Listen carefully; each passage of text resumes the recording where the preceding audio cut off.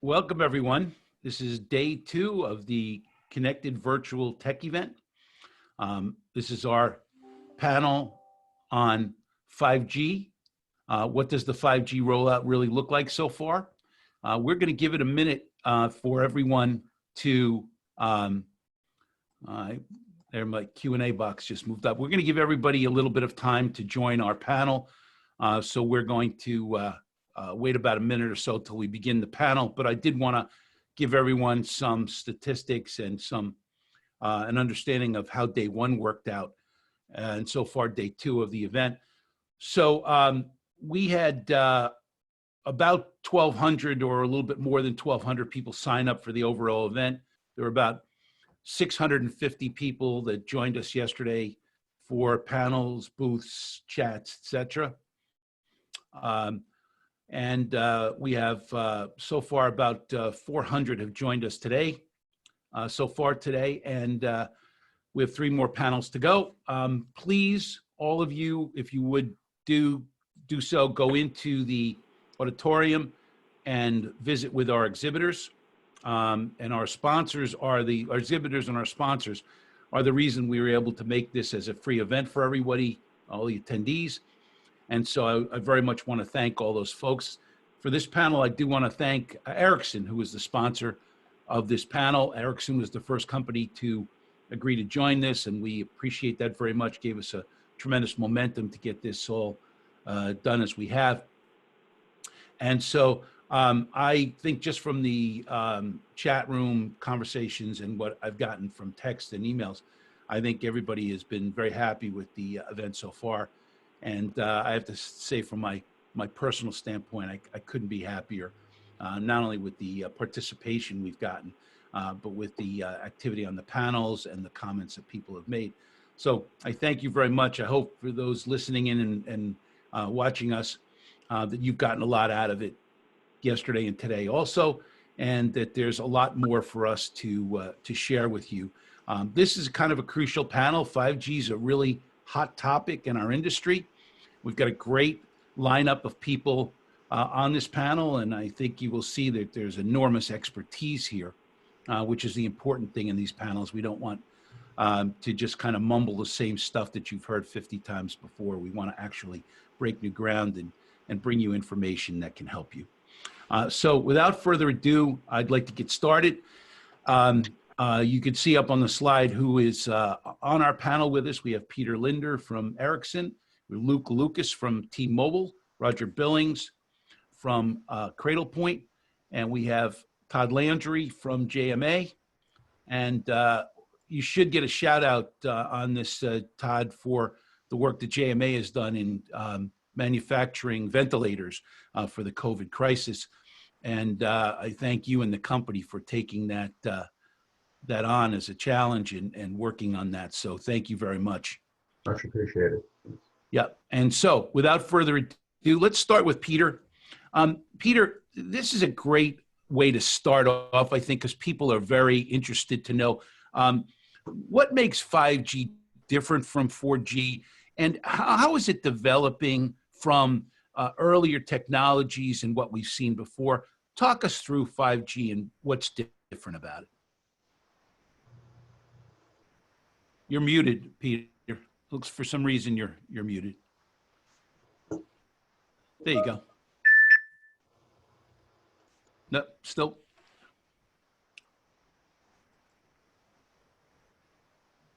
Okay, now come off that and you should be good. We still can't hear you. Ahmed, can you help him with that? While we try to get Peter squared away. Okay, ma'am. You have facing a problem with Mr. Peter Linde? Yes, I can't hear Peter. Can you speak now? Can you speak, please? Not yet, Peter.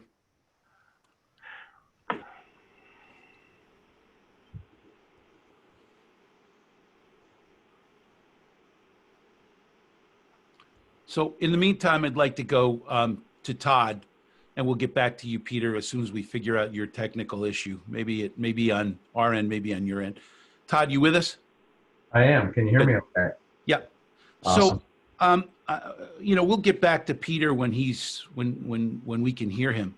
But I want to make sure that we talk about, the 5G ecosystem. What is 5G in relation to 4G? Is it an evolution? Is it a completely new technology? Talk us through that. Yeah, well, it's one number greater, so it's the next evolution, right? And it's the preempt to 6G. But no, realistically, 5G is a pretty significant movement across the industry in terms of bringing a lot of additional value add to what we can do with these networks. And you'll hear many people very deeply involved in the 5G initiatives talk about it as faster, lower latency. So there's a lot of new plumbing characteristics to it that make it much, much faster. But then on the flip side of that, you'll hear people talk about it as enabling all kinds of new things that'll connect. Internet of Things is a big topic we always talk about. And I think the way you want everybody to think about 5G is, it is not a spectrum issue. It cuts across all levels of spectrum. And what it does is it'll enable new characteristics in terms of the performance we can deliver to the end devices in the marketplace. And it'll open up a plethora of new applications and use cases that will leverage this new foundation of capability. So it is while it's one click from a 4G in numbers, it is a substantial step in terms of what it's going to enable in the marketplace. Gotcha. Peter, do we have you with us yet? I still can't hear you. Can you drop and relog back in, please? Peter, I'm going to be sending you a link. Hold on 1 minute. I'll give you a phone number to call into. Give me 1 second. Good. Okay. So that's a good start, Todd, and I thank you. So we'll get back to Peter, but Luke, I'd like to go to you next. And Aaron, or Peter, can you put up the cake slide, please? And Luke, talk us through 5G be different in terms of its uses across number of different bands. This is an interesting slide. Could you talk us through this slide, please? Thanks, Rich. Absolutely. We at T-Mobile obviously look at the customer experience. So we've studied this in depth, and we really thought that at the end of the day, as we evolve into 5G, that it's most likely a layered approach. So like a baker in the kitchen, we've been working on a number of ingredients. What we show here is a layered approach with most recently our acquired 600 low band, our very recently acquired mid band with the acquisition of Sprint, and then our original 28 and 39 gigahertz for the millimeter wave. And what's absent here, Rich, is probably the fact that this layered cake, even though this demonstrates from a T-Mobile perspective that wideband connection, access to connectivity overall requires a number of ingredients, I think it will end up being most likely like a 5-layer cake, because we deploy LAA. That's a layer that's not displayed here. And the evolution and the recent release of CBRS is probably 2 additional layers. So we think now moving forward into 5G and into that space, 4G will still accompany 5G as we go into the 5G arena overall, and we're just at the starting point. But we do think long term it's going to be a layered involvement. Okay, so let me ask you a question. It's not something we've talked about before, but there has been some discussion of the fact that you've laid out nationwide 5G on 600 megahertz, and the speeds seem better than 4G. Is there a giant leap forward yet with what's happening with 5G as opposed to 4G at that 600 megahertz low band? I think it's in the eye of the beholder, to be honest with you. For rural that meets suburban neighborhoods, it's just a point of connectivity.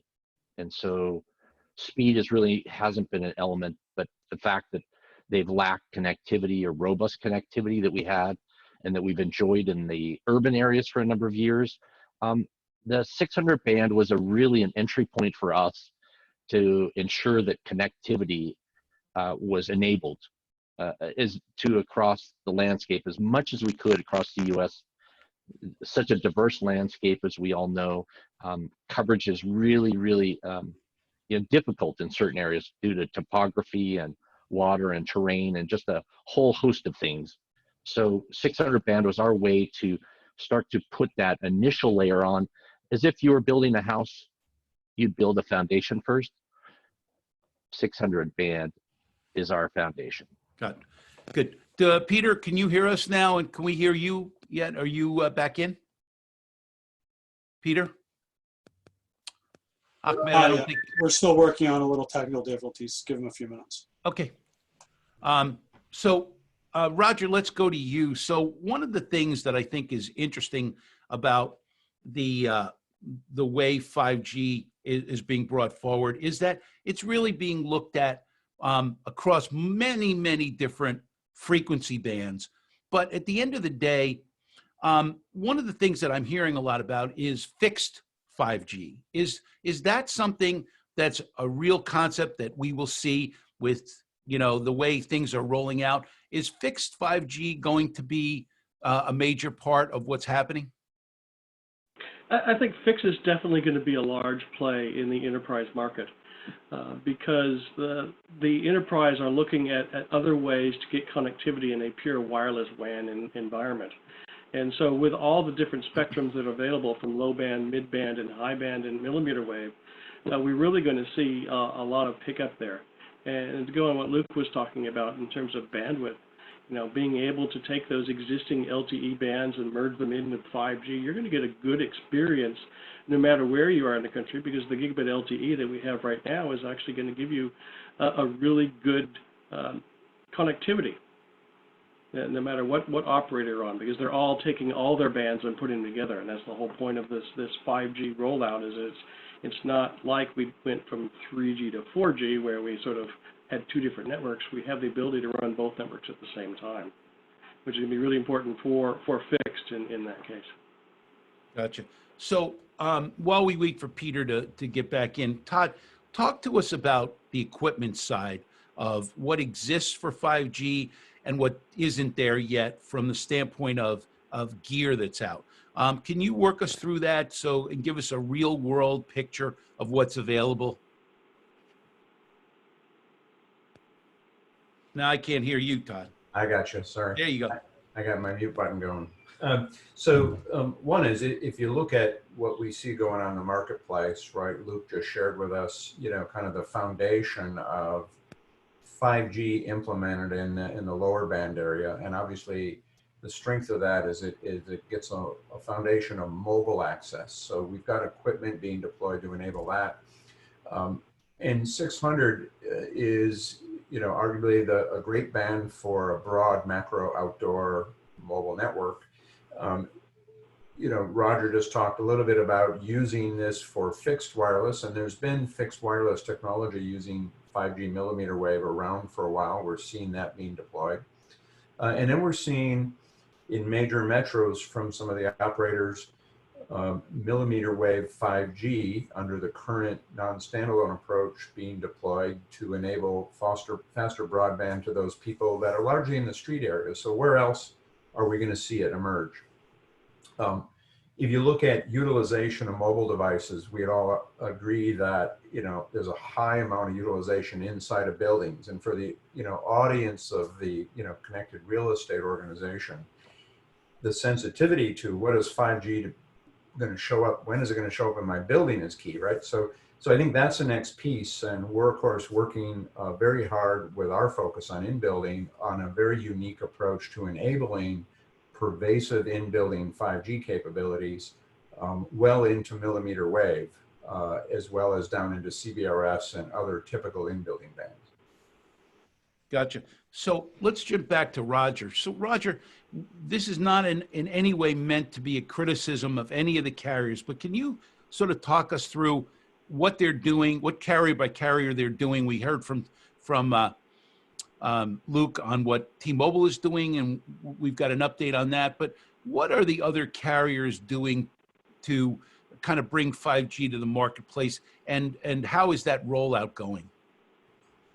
Yeah, that's a good point, because when we look at what Luke talked about, the three different areas, it all depends on what spectrum is available, and you don't want to carve up your existing spectrum and get your existing customers having a worse experience what they have. So some operators are looking at the free spectrum they have, which could be the millimeter wave, and other operators are taking and using some of their lower band frequencies and tying that in to their existing LTE. Again, with what they call ENDC, or the ability to combine 4G and 5G together, allows those operators to give a better experience. Now, the millimeter wave stuff, that's pure millimeter wave with a slight small LTE component, but as Todd talked about earlier, a lot of that's been outside. It's been really hard to get into a building. Here at our corporation headquarters in Boise, Idaho, we have a LEEDS compliant building, and so the 5G that was deployed out in millimeter wave out in the street could not actually reach inside, so we had one of the operators actually deploy a 5G system inside our building so that we could actually get and use testing on that type of equipment. But it's definitely going to be something where the operators are out there doing it. I just saw yesterday, though, that up in Alaska, if there's anybody on from Alaska, the provider up there has actually got mid-band and low-band spectrum, and they're rolling that out in a 5G network up there. Not a lot of people, but hey, it's at least a start. Right. So we know Verizon is doing millimeter wave. What's AT&T using at this point? What frequencies are they using, and how is their rollout progressing? So they have millimeter wave as well, but they're also looking at some of the lower band frequencies to be able to handle that. And I think they've made some public announcements of the number of cities where they will actually have 5G available in that environment. I think we've got Peter back on. Peter, can we hear you now? Peter? We're still not hearing you. Oh, He needs 5G. Yeah. yeah. Or a boost to 4G. Yeah. So Todd, talk us through something that I've heard a lot about, but I'm not very familiar with. Dynamic spectrum sharing, DSS, which is a technology that is being talked about as the great solution for all of these frequencies, all of the 5G being deployed at different frequencies. How can we explain that to people in layman's terms and understand what's happening with that? Yeah, I think in DSS is a really important attribute of what you're going to see built into technologies. And here's the reason why it's important to the people on this call.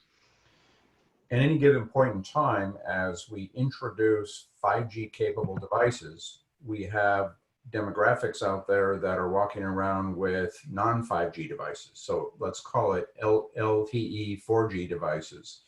And at a given point in time, we're going to be at a state in the market very, very broadly where multiple devices are going to exist in the same physical area.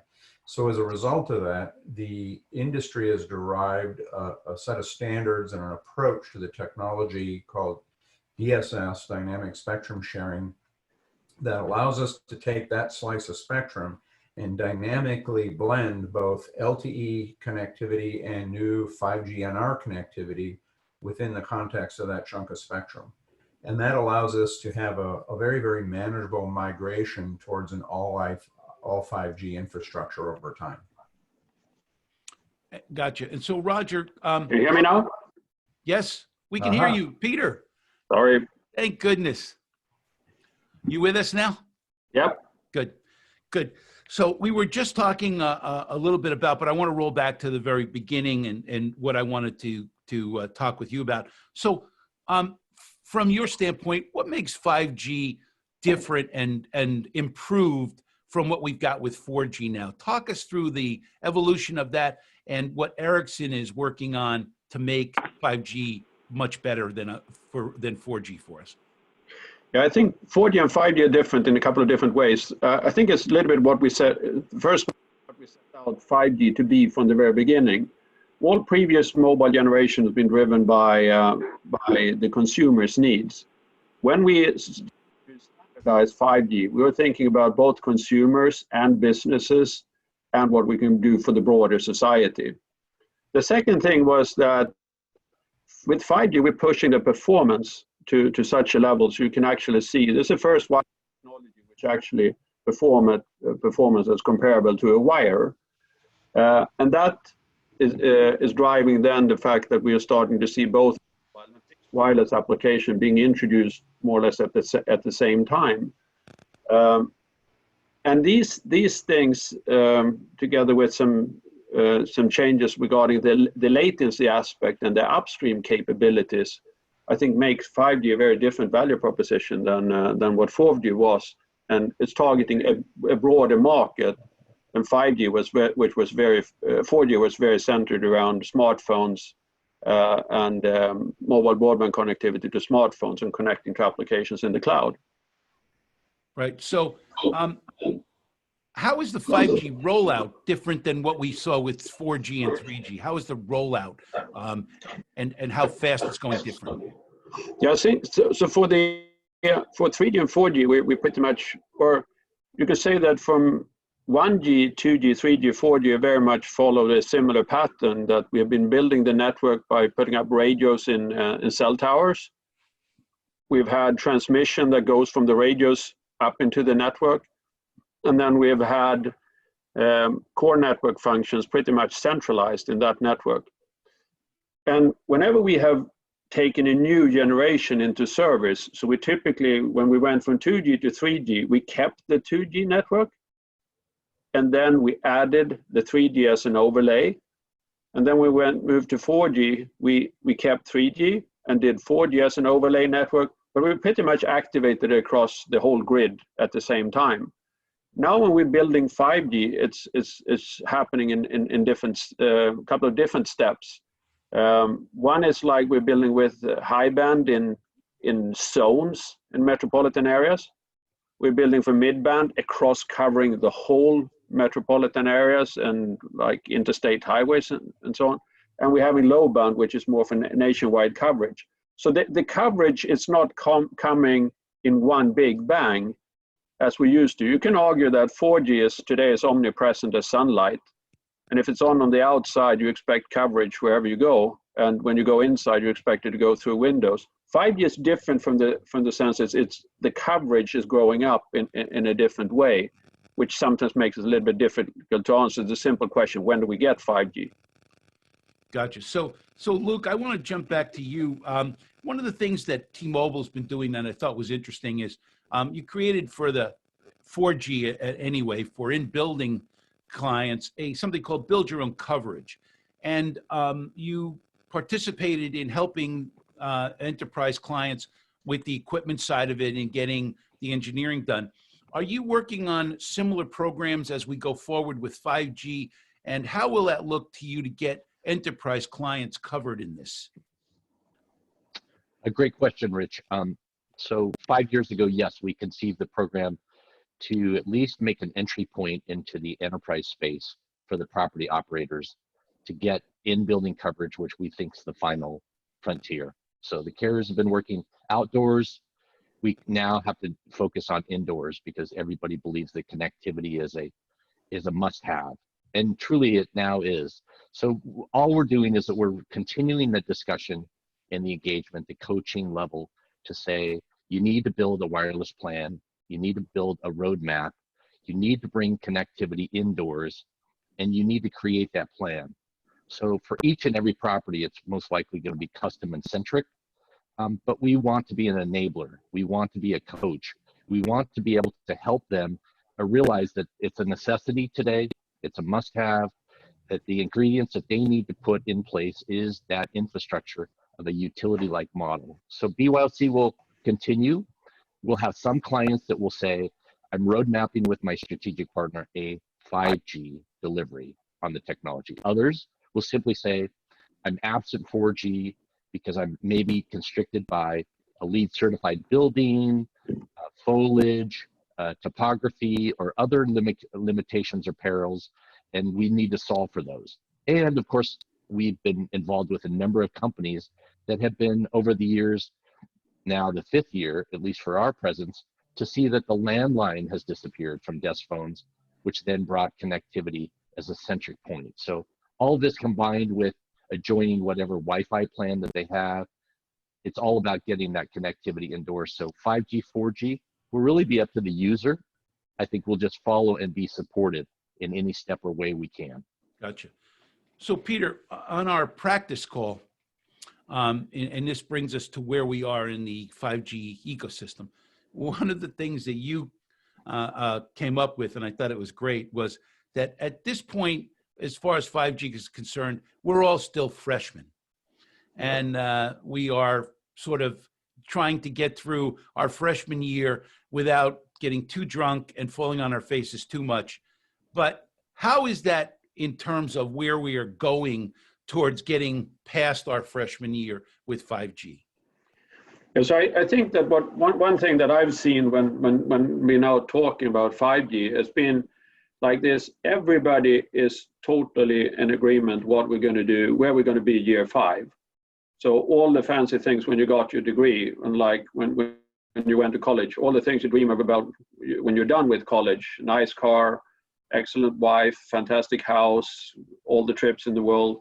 So when we talk very much about the use cases and the potential of 5G, we have tend to gravitate in talking about these fantastic things that's going to happen down the road. But in the reality, it's going to be, so 5G is both an evolution and a revolution at the same time. It will be a revolution of where we're going to get. It's an evolution of how we're starting with it. So it's very important to look at saying, answer the question, where do we start? What is the first thing we're going to do? And I think we have, especially when we're looking at the business applications, we are now in the summer when we're going to prepare for our freshman year, starting in the fall here, taking the summer classes, learning up on what 5G is, how we can apply it, especially in the real estate, what it's going to mean for real estate, what are the type of questions we're going to start with, so that when we get to the fall, that we have a fairly clear idea what we're going to do in the first and the second semester, taking us into 2021, and not looking at all the things that we're going to see over the next 5 years and getting overwhelmed by it.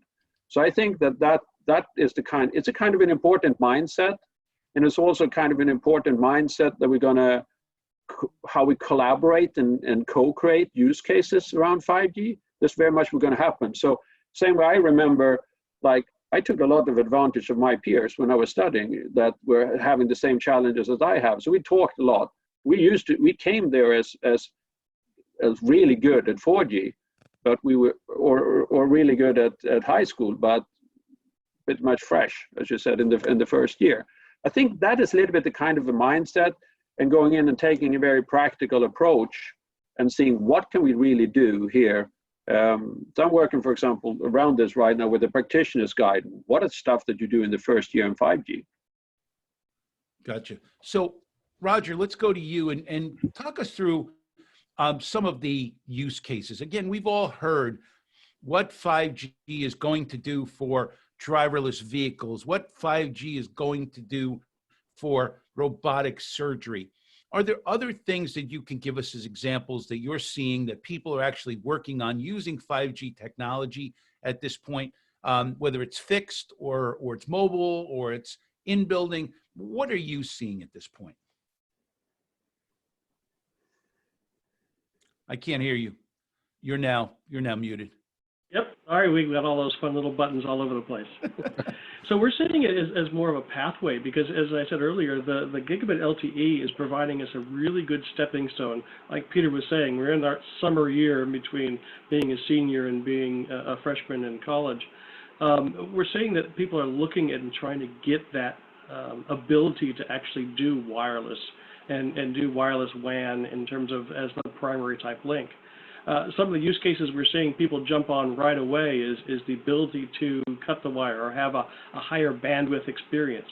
But as we talked about to begin with, there's three legs to the stool. There's the high bandwidth, there's the IoT portion, and there's the low latency side of things. Not all of those are there today. We started out with a really high bandwidth because that was the easiest thing to do, coming from LTE going to 5G. But so we're seeing our customers look at this and go, well, what can we do? And one of the things that we have a partnership with another customer that is actually doing medical things. And they're saying, how can I actually perform better with gigabit LTE and then take that one step further with higher speed 5G and lower latency 5G? And so the customers I've seen around the world that are going to 5G and using it are using it as a primary link. They're looking at, I'm spending a lot of money on this MPLS link and I want to do something different. So maybe wireless is the way to go, because with 5G, unlike what we had originally with 4G, we're starting to see enterprise business plans go from a fixed amount of bandwidth and a fixed number of bytes you can use to unlimited amount of bytes and the ability to have speed tiers and guaranteed speed tiers. So being able to put quality of service on the wireless link. So again, it's a pathway. It's not just a single destination. I think we're all trying to find that magic event, but it's not something that we're going to show up tomorrow, because this is a 4 or 5 year journey that we have to go on. Gotcha. So Todd, I'm going to promote you to sophomore now. And so now we're in our sophomore year, and you're focused on what a good many of the people listening in today are in the enterprise space, in the commercial real estate space. And you're focused as a company primarily on this in-building piece too. So what are the 5G benefits that you now are talking to clients about when they come say, I need this in my building, and you're talking 5G? Walk us through that, because it's so near and dear to you now that you're a sophomore. It certainly is. In fact, I got to my sophomore year early because in the modern day world, the agile world of today, you actually study AP-oriented courses in the US. So, when you go into your freshman year, you're already 20, 30 credits into your curriculum. So really, for us, we've done a lot of that work in our junior, senior years of our high school years here.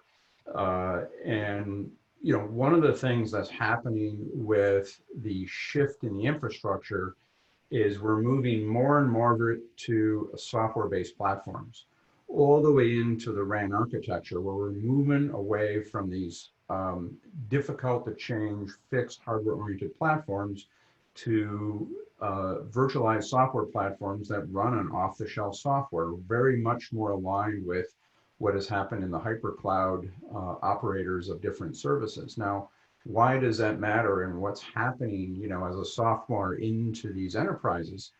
Because there's so many new use cases, and because there's especially in building, and I would argue that the bulk of the new monetization and revenue creation is going to happen in building, right? People will pay a little more to go faster outdoors, and maybe we will see it used for cars.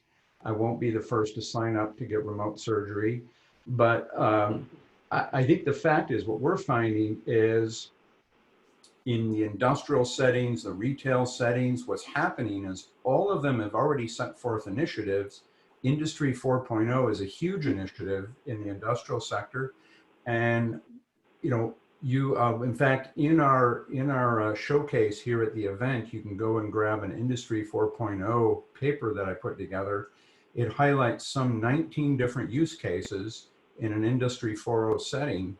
And when you look at those, it'll be very, very clear that it has to be sliced up, right? And software technology that is adaptable allows you to mold it to the needs of that particular customer. Maybe changing it over time is a really, really critical element of what's going to go on there. And that's what we've learned in our AP coursework and in our early college years to come back to that example.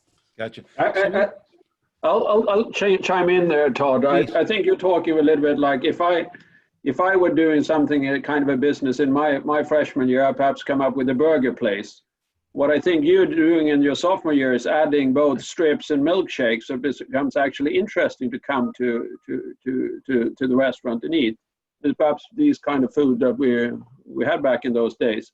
But what I think you're pointing towards, a very important thing that I reflect on often, is that when you're saying that there's 19 other use cases around this here, and often it's perhaps just that we can get off the basic 2-3 things off the ground. Like we get the burger, the strips, and the milkshake, and we start building a customer base on that one. A lot of the other innovations, the nuggets, the apple pies, and the coffees of the world are things that's going to come down the road. So I think you're onto a very important bridging there. Yeah, and I think they're showing up now. To play off the analogy, I think what it really is we can visualize and see what we want to be when we get past our senior year, and we're holding that piece of paper, and we know what we want to do in our professional career, and we're observing, learning, seeing those use cases show up now. And for our industry, it's incredibly important to bridge the gap between bringing our technology, our speeds, feeds, and pipes to the IT networking side of businesses, and making sure those two dovetail together to enable value out of the technology, right? Because that's what drives the business overall. And that's where we put a lot of emphasis on that linkage early on in the process. So Peter, I'm with you. I took a lot of advantage of my peers when I was a freshman too. We have a question that came in, and I want to ask it from Luke, but I would like to kind of roll it around with all of you.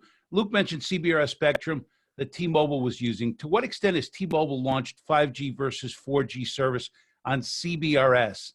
And are they launching with a particular inventory of megahertz? Example, what are they using?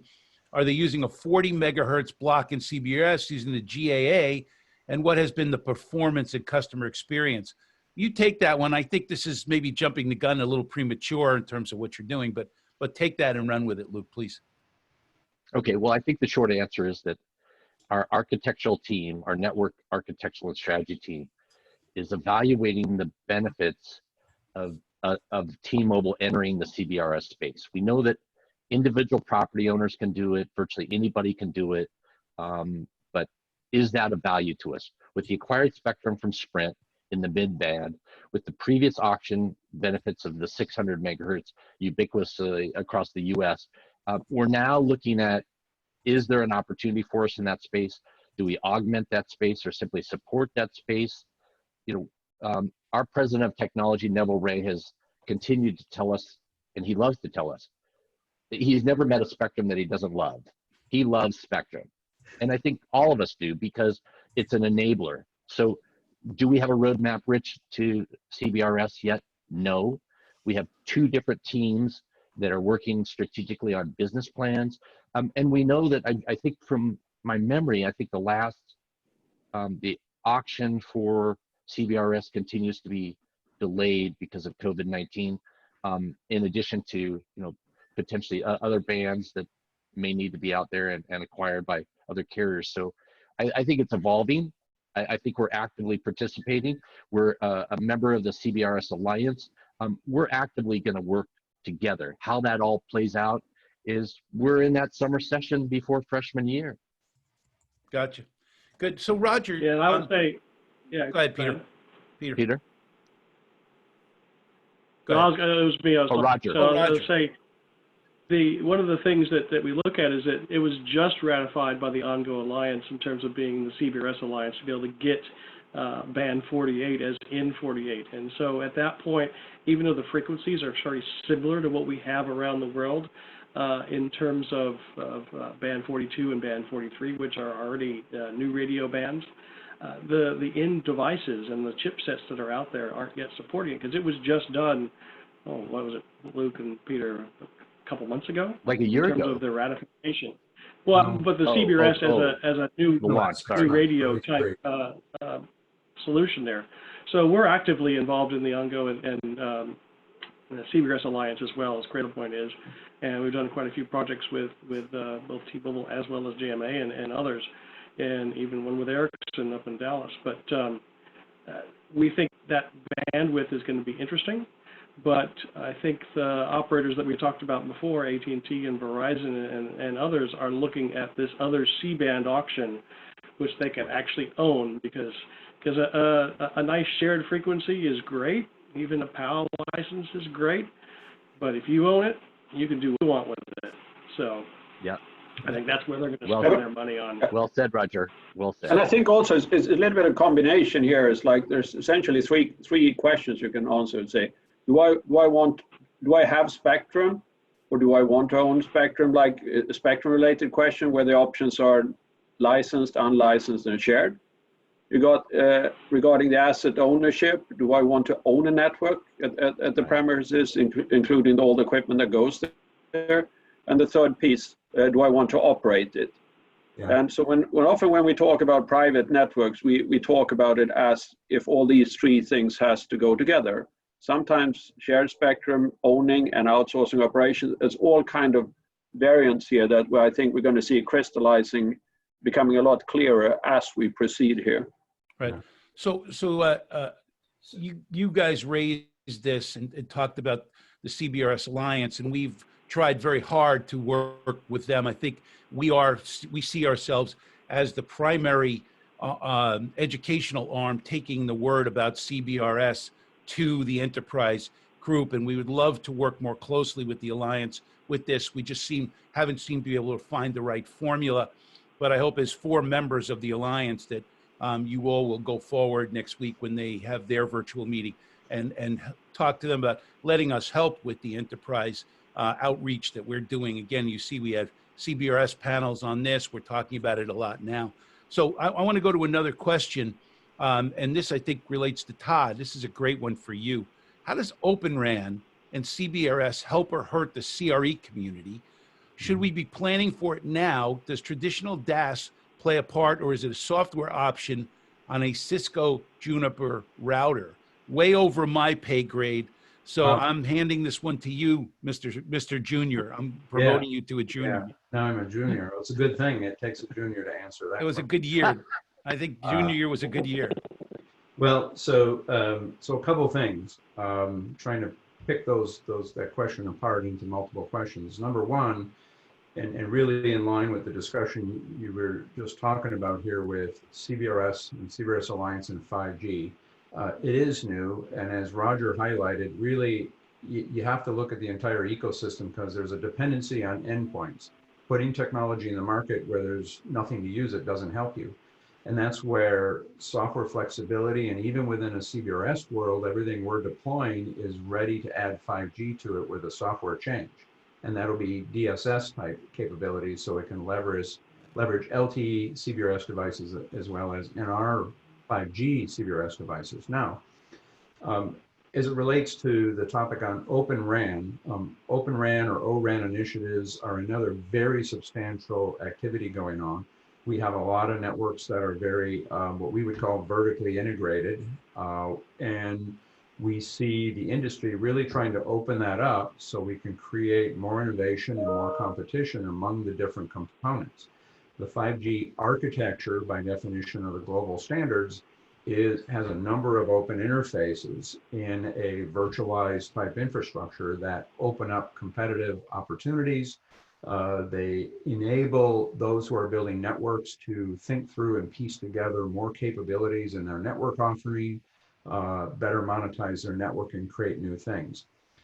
There was a sub question in there related to whether something was a feature in a router. No, I don't ever expect you're I don't know how that relates to this, but you answered the primary aspect of the question. Yeah. So let me jump to Peter for a second, because this dovetails. So Peter, whenever I see anything about an innovation in 5G or some new way of doing things, whether it's DSS or other technologies, I always see Ericsson's name associated with this. And it seems like you are the premier 5G innovator here. So what does the future look like from a 5G standpoint, from innovation, changing, expanding, sort of looking at this as an evolutionary process? And where's Ericsson going to bring that 5G innovation to the rest of the industry, as you guys have been doing so far?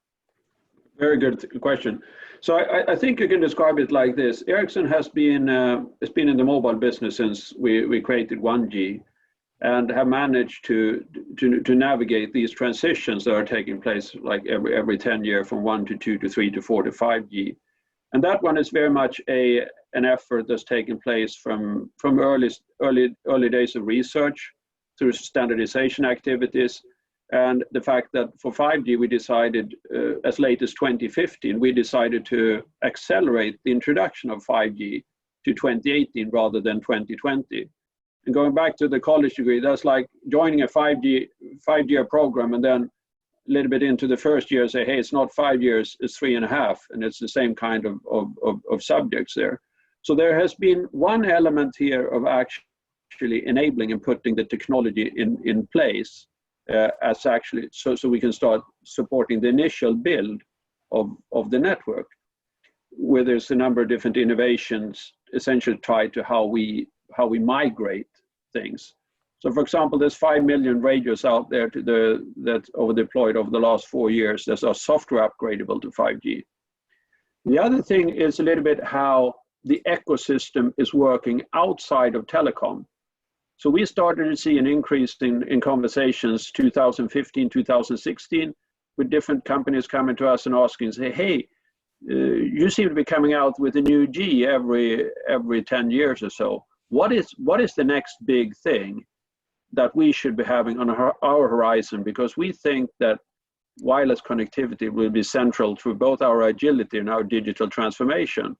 So there's a number of different activities that took place over the last 3 or 4 years in terms of understanding where 5G is going, shaping requirements into what we talk about as release 16 in the world of cellular standardization, with a lot of the things that are enabling business applications and especially in industry automation.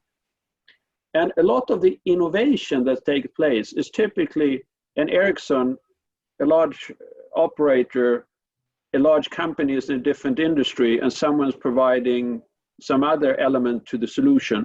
So there's a multi-party collaborative and co-creation effort, typically focused around a use case or something like that. Not all taking place at the same time, but one coming after another. So it's a very, like we used to just talk to essentially people that are doing technology for phones and the operators, and we were pretty much done in the ecosystem. Right now that goes way further outside, and it's more a collaborative kind of process than everything that we've seen in the past. So what you're saying is that if there are companies that are interested in using 5G for telemedicine, those companies, rather than talking to a carrier particularly, are coming to you saying, hey, help me work on my telemedicine 5G strategy, so that not only robotic surgery, but that we're doing patient record keeping, and we're doing all kinds of sensors, so we know if someone's fallen out of bed in a hospital or there's a code. So they're coming to you directly. Is that what you're saying?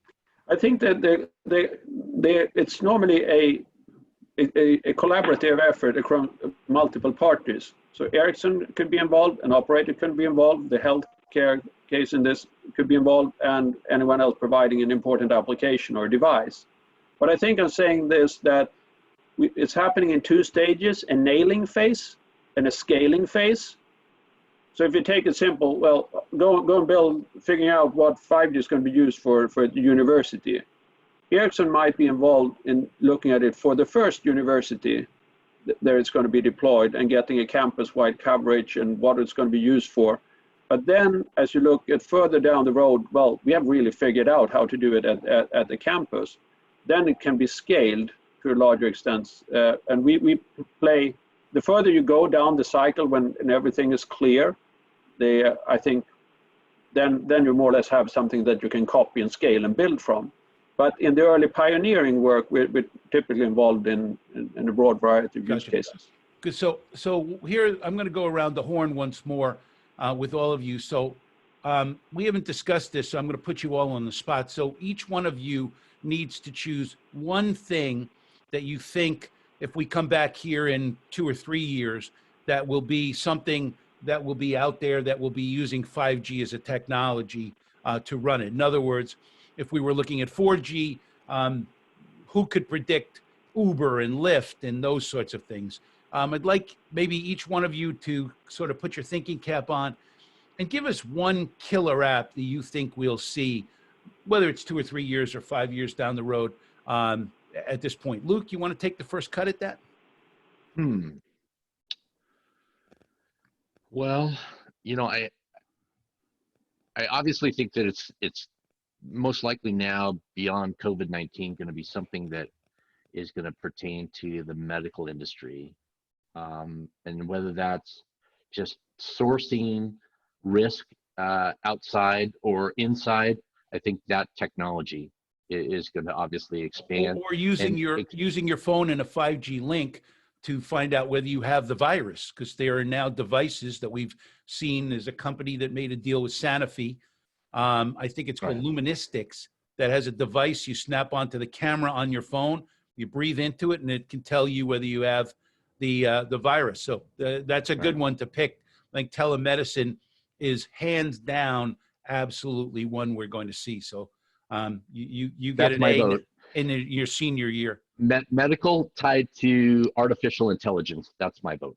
Good. I'd be happy with just regular intelligence when I do these sorts of things. So artificial. We'll start with regular and then go to artificial. So you all had so many great things. And from Peter's analogy about being a freshman, nobody's bringing a good one up. Nobody's in a frat here. So we have to include some of those. Roger, your idea for a killer app that we'll see down the road? Well, I don't want to share too many of my secrets because somebody might make money like Uber. But what I'm seeing is that we're trying to come up with a new way of doing business from an enterprise perspective.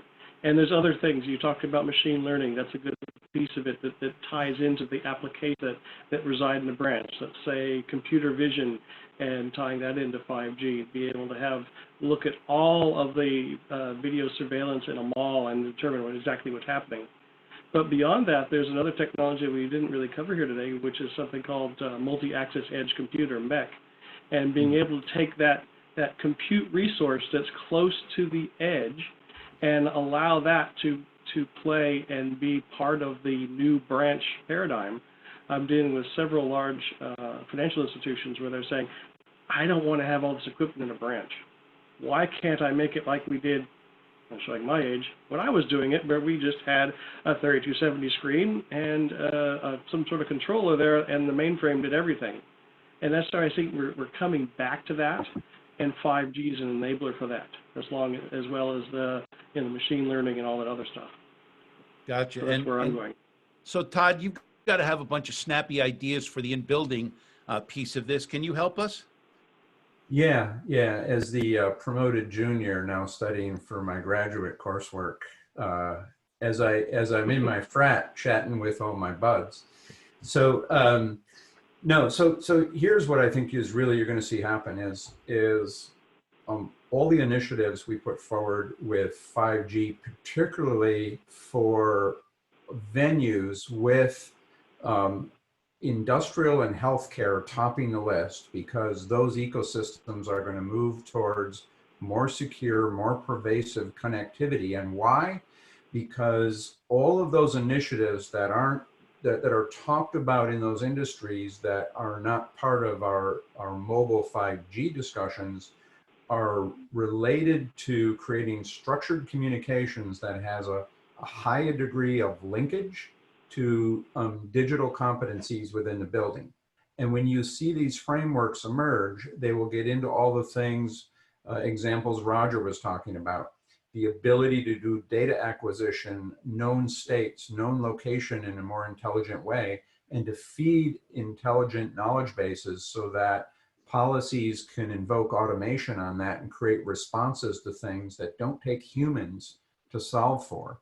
And we're working on a number of these already with the base technologies, including CBRS, and a surrounding ecosystem of technologies that aren't necessarily always part of the wireless ecosystem, but they significantly change the value proposition for how we're going to use this. Interesting. And Peter, you kind of gave an interesting one. I'll let you expand on that one if you'd like, talking about this and where it goes. I think what one thing that I think about, like how like when we're looking at like the what a generation of mobile technology, we're looking like kind of a 10-year perspective. So I normally start these kind of conversations by looking at what will we laugh at in 10 years time. And you take my daughter right now, she's 15, she'll laugh at me and say, Dad, you and your manuals. Takes you half an hour to find them, and then takes you another 15 to 30 minutes to figuring out the chapters and reading up on what it is. And you still barely know what we're going to do. I go into YouTube, I find a video, ask the question, 5 minutes I'm done, and like another 5 minutes I've solved the problem. What I think is a really interesting thing about what 5G is going to take us is what will her children laugh at? They will say, Mom, 5G or like YouTube, that's so old school. You're watching it, the dude talking there, it's like we recorded ages ago. You even have to search for it on your own.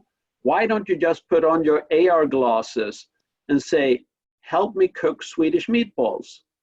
And you get the instructions in everything coming up in real time. You're interacting with it by talking, and you're getting instruction. And so what I think is going to happen, one of the most exciting things, is when we can untether all the VR and AR devices. It doesn't have to be ski goggles with a desktop in a backpack. It could be like pretty much the glasses I'm wearing right now. Talking to an edge computing device where all the intelligence reside and helping with all kind of problem. Might even have helped me to figuring out what's wrong with the sound here in the beginning.